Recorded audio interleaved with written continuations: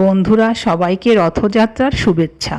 প্রভু জগন্নাথের প্রিয় পুরীর বিখ্যাত গজা সবাইকে বানাতে দেখে ফেসবুকে আমারও বানানোর খুব ইচ্ছা করলো, তাই রথের দিনে প্রথমবার বানানোর ট্রাই করলাম। প্রথমে 2 কাপ সাদা আটা, 1 চামচ ঘি, 1 চামচ চিনি, সামান্য লবণ আর 2 টেবিল চামচ সাদা তেল দিয়ে ভালোভাবে মিশিয়ে 5 মিনিটের মতো ময়াম দিয়ে জল দিয়ে একটা শক্ত ডো মেখে 10 মিনিট ঢেকে রেখেছিলাম। 10 মিনিট পর ডোটা অনেকটাই নরম হয়ে গিয়েছে। এর থেকে 5টা লেচি কেটে রুটির মতো পাতলা করে বেলে নিয়েছি। একটা বাটিতে 2 টেবিল চামচ কর্নফ্লাওয়ার আর 2 টেবিল চামচ সাদা তেল দিয়ে একটা পেস্ট করে নিয়েছি। তারপর একটা রুটির ওপর 1 চামচ কর্নফ্লাওয়ারের পেস্ট দিয়ে চারপাশে ভালোভাবে লাগিয়ে উপর দিয়ে আরও একটু কর্নফ্লাওয়ার ছড়িয়ে দিয়ে আরও একটা রুটি দিয়ে দিয়েছি।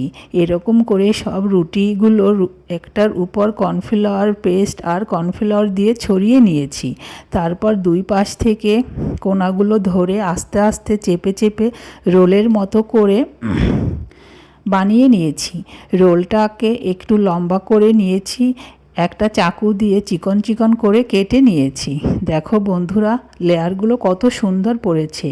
এবার এগুলো আঙ্গুল দিয়ে চেপে বেলুনি দিয়ে হালকা হাতে একটু বেলে নিয়েছি। এভাবে সব গজাগুলো তৈরি করে নিয়েছি। এবার ভাজার পালা। তার আগে কড়াইতে 1 কাপ চিনি আর 1 কাপ জল দিয়ে চিটচিটে করে একটা শিরা বানিয়ে নিয়েছি।